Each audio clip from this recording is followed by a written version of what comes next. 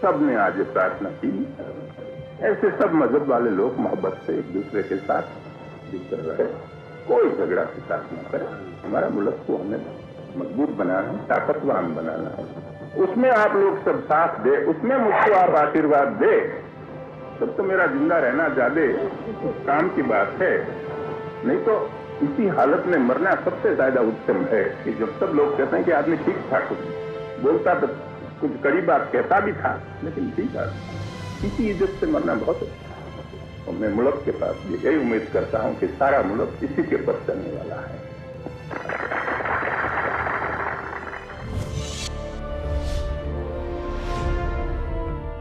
नमस्कार, मैं हूं रवि मिश्रा। उनकी कई पहचान है। वो एक किसान के बेटे थे, फिर वो नामी बैरिस्टर बने। जब देश ने पुकारा तो उन्होंने वकालत का लबादा उतारकर खद्दर पहन लिया। खेड़ा और बारदोली जैसे आंदोलन की बुनियाद रखकर उन्होंने अंग्रेजी हुकूमत की चूलें हिला दी।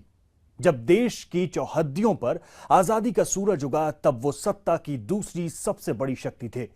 वो आखिरी सांस तक बापू के साथ ही रहे, लेकिन वो शक्ति के संतुलन से शांति के उद्देश्य को साधने का हुनर भी बखूबी जानते थे। हम बात कर रहे हैं आजाद भारत में कूटनीति के सबसे बड़े कौटिल्य की। हम बात कर रहे हैं देश को एकता के सूत्र में पिरोने वाले भारत के बिस्मार्क की। हम बात कर रहे हैं दुश्मनों के लिए लोहे जैसे मिजाज वाले एक लीडर की। हम बात कर रहे हैं हिंदुस्तान के सरदार की।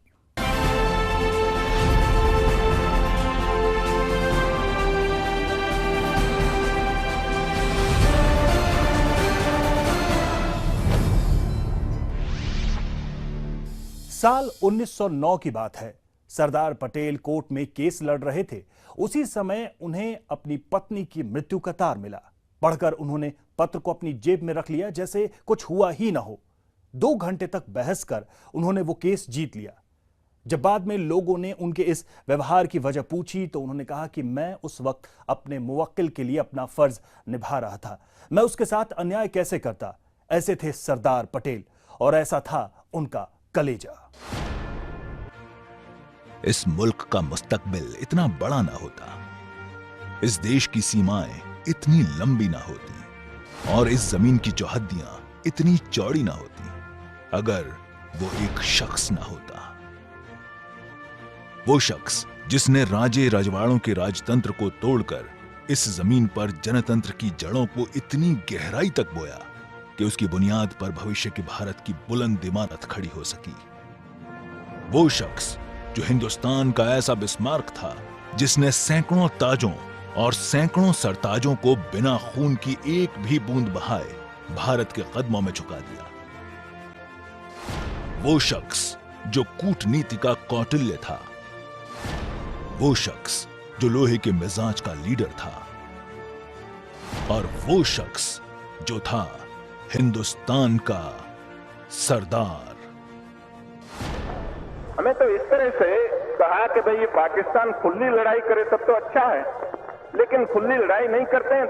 अपने आदमियों के पास लड़ाते हैं, अपने वहां से सारा सामान देते हैं, अपने वहां से सब हथियार देते हैं, अपने वहां से जितना सामग्री चाहिए पूरी देते हैं, अपने वहां से रास्ता देते हैं। तो उससे तो खुला लड़ाई करे तो अच्छा है, न करे तो हम दोनों उसमें पड़े हैं तो ठीक है, यूनो के पास जाओ। सालों गुजर गए, जमाना बदला, सत्ता बदली, सरकारें बदली, लेकिन सरदार की ये बातें आज भी उतनी ही सही हैं जितनी उस वक्त थीं, जब भारत के भाल पर आजादी का सूरज निकला ही था और पीठ पर छुरा घोंपते हुए पाकिस्तान ने साल 1948 में कश्मीर पर धावा बोल दिया था। तब कहा था सरदार ने, हम शांति चाहते हैं, लेकिन सीमाओं के विवाद सरहदों पर शांति के मंत्र से नहीं बल्कि संगीनों की शक्ति के जोर से ही सुलझते हैं।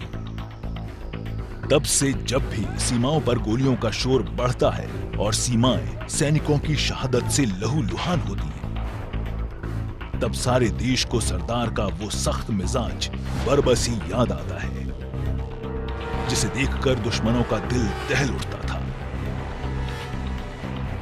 आप भी सुनिए पाकिस्तान को ललकारते हुए हिंदुस्तान के लौह पुरुष के ये लफ्ज कहते हैं कि आज भी प्लेबिसाइट से करो, लोकमत लेके करो, लेकिन हमारे पास आखिर हमारा सिपाही मरते रहे, हमारा पैसा खर्च करना पड़े और हमारे गांव के गांव जलाए जाए और वहां हिंदू और सिखों को तबाह किया जाए, तो फिर आखिर लोकमत का रहा? फिर तो आखिर हम बंदूक से ही लेना हो तो लेंगे, और क्या करेंगे? दूसरी तरह से नहीं हो सकता है। नहीं,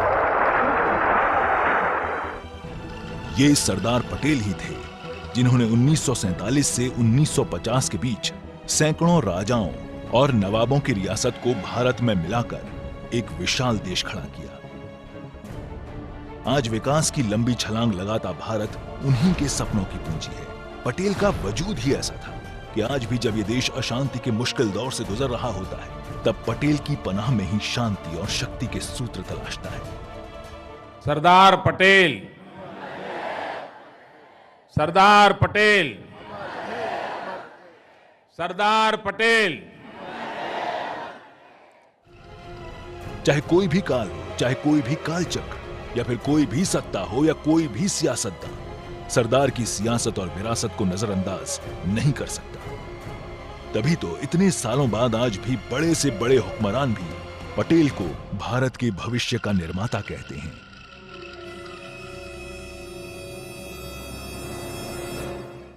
सरदार को समझना हो तो इतिहास के उन पन्नों को पलटना होगा जहां गांधी के समकक्ष खड़े होकर सरदार ने सत्ता के बजाय राष्ट्रहित को सर्वोपरि रखा।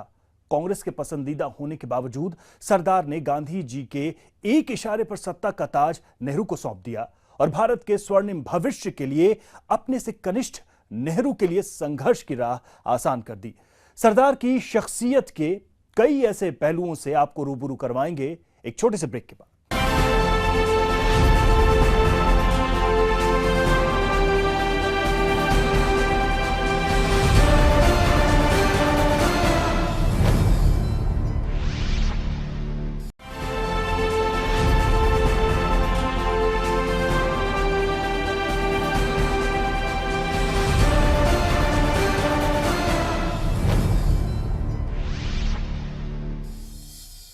आज के उस दौर में जब विरासत का बंटवारा सियासत करने पर आमादा है, तो सरदार का त्याग आज के नेताओं के लिए नजीर है।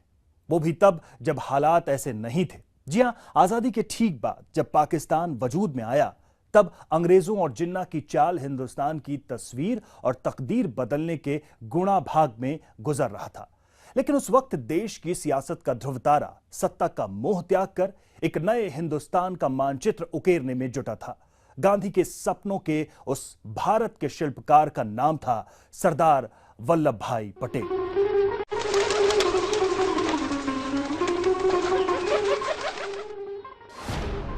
साल 1947।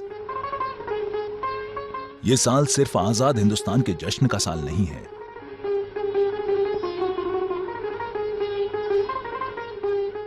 यह साल सिर्फ भारत पाकिस्तान के बंटवारे का साल नहीं है। यह साल दुनिया के मानचित्र पर महज दो नए नवेले मुल्कों के उभरने का साल नहीं है, बल्कि हिंदुस्तान की तकदीर में सबसे अहम साल के तौर पर याद रखा जाने वाला वो साल अंग्रेजों के पंजे से आजाद हुए हिंदुस्तान की अस्मिता बचाने का साल था। ये वो साल था जब समय के मस्तक पर भारत की एक नई तकदीर गढ़ी जा रही थी और उसके लेखक थे आजाद भारत के सियासी आसमान में ध्रुव तारे की तरह चमक रहे सरदार वल्लभ भाई पटेल। सख्त मिजाज सरदार तब तक अपनी राजनीतिक महत्वाकांक्षाओं का त्याग करके अपनी निष्ठा नेहरू को समर्पित कर चुके थे और भारत के सामने 562 से ज्यादा रियासतों को अपने साथ मिलाने की चुनौती खड़ी थी। दरअसल आजादी से पहले भारत में दो तरह का शासन था। भारत का एक हिस्सा वो था जिस पर अंग्रेजों का सीधा शासन था और बाकी 562 हिस्से रियासतों और रजवाड़ों के रूप में मौजूद थे, जिसकी बागडोर अंग्रेजों के अधीन रहे राजाओं और नवाबों के हाथ में थी। दरअसल देश में ब्रिटिश शासन के खात्मे के वक्त और भारत के उदय से ठीक पहले अंग्रेजों ने भारत को कमजोर रखने के लिए बड़ी चालाकी से आजादी के समझौते के तहत 562 रजवाड़ों के लिए दो विकल्प रख छोड़े थे, जिसके तहत ये रजवाड़ों पर निर्भर था कि वो या तो भारत के साथ या फिर पाकिस्तान के साथ विलय करते। या फिर एक स्वतंत्र मुल्क के तौर पर आजाद होते। अंग्रेजों ने समझौते के तहत रियासतों को 40 दिन की मोहलत दी थी, लेकिन सरदार पटेल को यह बखूबी अंदाजा था कि अगर इन 562 रियासतों और रजवाड़ों का विलय भारत में नहीं हुआ तो भारत की तस्वीर वैसी नहीं होगी जिसका सपना गांधी जी ने देखा था। हम कल्पना कर सकते थे कि देश के आजादी आंदोलन के अलग अलग पड़ाव में महात्मा गांधी के साथ रह करके सरदार साहब की कितनी अहम भूमिका रही। अंग्रेज चाहते थे कि देश आजाद होने के बाद सैकड़ों टुकड़ों में बिखर जाए, आपस में लड़ते रहे, मर मिटते रहे। यह अंग्रेजों का इरादा था, लेकिन सरदार साहब ने अपनी कूटनीति के द्वारा, अपनी दीर्घदृष्टि के द्वारा, अपने लोखंडी मनोबल के द्वारा 550 से भी अधिक रियासतों को एक सूत्र में बांध दिया। सरदार किसी भी कीमत पर बापू के सपनों को टूटते नहीं देखना चाहते थे और उन्होंने गांधी के सपनों के भारत को असल रूप देने के लिए जी जान लगा दिया। सरदार पटेल ने इसके लिए सबसे पहले तब के वरिष्ठ नौकरशाह वीपी मेनन को गृह मंत्रालय का मुख्य सचिव बनाकर विलय के मुद्दे को आगे बढ़ाना शुरू किया। उन्होंने विलय के बदले रियासतों के वंशजों को प्रीवी पर्सेस के जरिए आर्थिक मदद का प्रस्ताव दिया और रियासतों के लिए 15 अगस्त 1947 तक भारत में शामिल होने की मोहलत तय कर दी। हालांकि सरदार वल्लभ भाई पटेल जानते थे जिन्ना भी रियासतों को पाकिस्तान में मिलाने के लिए तमाम पैंतरे आजमा रहे हैं। लिहाजा अनुभवी सरदार ने रियासतों के भारत में विलय के लिए साम दाम दंड भेद की कूटनीति आजमाई।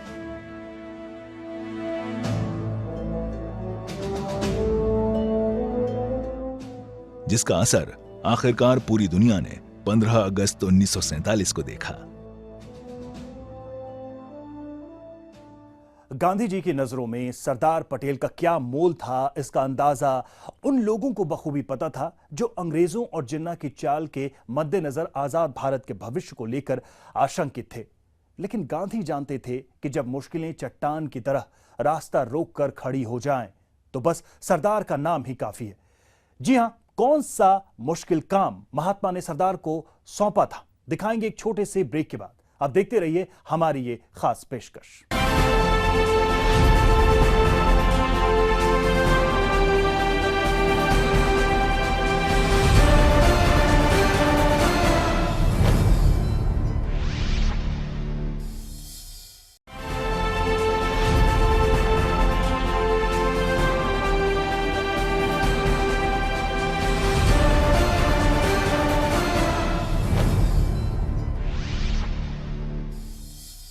जश्न आजादी का पहला मौका था। देश के पहले प्रधानमंत्री जवाहरलाल नेहरू लाल किले की प्राचीर में पहली बार तिरंगा फहरा रहे थे। उस वक्त तक सरदार पटेल की कूटनीति का दम पूरी दुनिया देख चुकी थी। हिंदुस्तान एक मुल्क के रूप में दुनिया के नक्शे पर आ चुका था। लेकिन जूनागढ़ के नवाब, हैदराबाद के निजाम और जम्मू कश्मीर के हिंदू राजा देशभक्ति को छोड़ छद्म नीति बना रहे थे, जो हिंदुस्तान के मुस्तकबिल पर परेशानी का सबब बना था। लेकिन सांप्रदायिक हिंसा के उस माहौल में भी सरदार ने इतनी सधी हुई रणनीति बनाई कि तीनों रियासतें कुछ दिनों में पटेल के कदमों में थी। कश्मीर का विलय। जम्मू कश्मीर को लेकर पाकिस्तान का उतावलापन और बेशर्मी उस वक्त भी उतनी ही गहरी थी जितनी कि आज है। फर्क बस इतना है कि उस वक्त हालात से निपटने के लिए हिंदुस्तान की सियासत में सरदार वल्लभ भाई पटेल जैसे मजबूत इरादों वाले दूरदृष्टा और कूटनीतिज्ञ मौजूद थे, जिनकी राजनीतिक सूझबूझ से हैदराबाद, जम्मू कश्मीर और जूनागढ़ भारत का अभिन्न अंग बन पाया। लेकिन कश्मीर के विलय को लेकर शुरुआती तौर पर की गई चूक ने एक हद तक जम्मू कश्मीर के विलय का रास्ता रोक दिया था। लेकिन सरदार के पास इसका भी हल मौजूद था। इसी बीच पाकिस्तानी फौज ने उतावलेपन में आकर कबायलियों के भेष में जम्मू कश्मीर पर हमला कर दिया। पाकिस्तानी फौज ने कश्मीर की आवाम पर इस कदर कहर बरपाया कि आखिरकार 25 अक्टूबर 1947 को जम्मू कश्मीर के महाराजा हरि सिंह ने भारत में विलय का फैसला कर लिया और उन्होंने विलय पत्र पर हस्ताक्षर कर दिए। एक तरह से देखा जाए तो जम्मू कश्मीर के विलय का रास्ता पाकिस्तान की गलती से खुला, लेकिन इस सच को नजरअंदाज नहीं किया जा सकता है कि जम्मू कश्मीर के विलय का खाका तब तक सरदार पटेल खींच चुके थे। हैदराबाद का विलय 80% से ज्यादा हिंदू आबादी वाले हैदराबाद का निजाम उस्मान अली खान भारत के साथ विलय न करने पर अड़ा था। हैदराबाद के हिंदुओं की आवाज दबाने के लिए भाड़े की सेना जनता पर कहर ढा रही थी। निजाम हैदराबाद के भारत में विलय के किस कदर खिलाफ था, इसका अंदाजा इसी बात से लगाया जा सकता है कि उसने जिन्ना को संदेश भेजकर यह जानने की कोशिश की थी कि क्या जरूरत पड़ने पर वो भारत के खिलाफ लड़ाई में हैदराबाद का समर्थन करेंगे। कुलदीप नैयर ने अपनी आत्मकथा बियॉन्ड द लाइंस में लिखा है कि जिन्ना ने इसका जवाब देते हुए कहा कि मैं मुट्ठी भर अभिजात्य वर्ग के लोगों के लिए पाकिस्तान के अस्तित्व को खतरे में नहीं डालना चाहूंगा। हैदराबाद के भारत में विलय को लेकर टाल मटोल भरे रवैये से सरदार पटेल बेहद नाराज थे और वो सीधे तौर पर सेना की मदद से हैदराबाद को भारत में विलय के लिए मजबूर कर देने पर आमादा थे। उनका मानना था कि हैदराबाद की हालत शरीर के नाजुक हिस्से में कैंसर के समान हो चुकी थी, जिसे बर्दाश्त नहीं किया जाना चाहिए।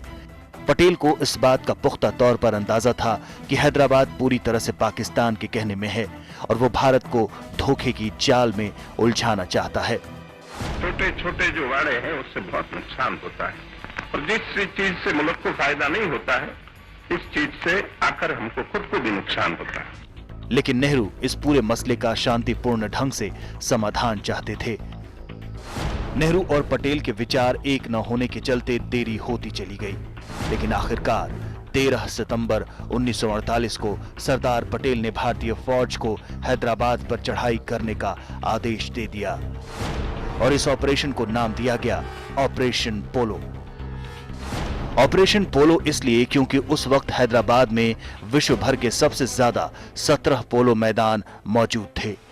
बहरहाल भारतीय सेना ने 2 दिनों में ही हैदराबाद पर कब्जा कर लिया। There was no alternative for me left but to surrender. और 18 सितंबर 1948 को हैदराबाद को भारतीय गणराज्य में शामिल कर लिया गया।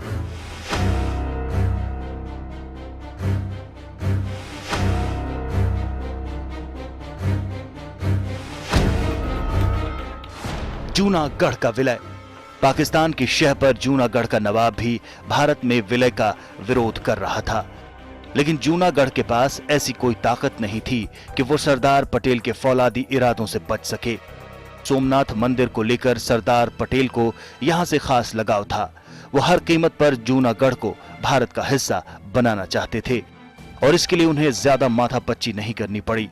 तेल कोयले की सप्लाई और हवाई डाक संपर्क रोककर सरदार पटेल ने जूनागढ़ की ऐसी आर्थिक घेरेबंदी की कि चंद दिनों में ही घबराकर जूनागढ़ का नवाब परिवार समेत पाकिस्तान भाग गया, जिसके बाद 7 नवंबर 1947 को जूनागढ़ को औपचारिक तौर पर भारत में शामिल कर लिया गया। देश के एकीकरण में सरदार की भूमिका को देखते हुए बापू ने कहा था, रियासतों की समस्या इतनी जटिल थी कि जिसे केवल तुम ही हल कर सकते थे सरदार।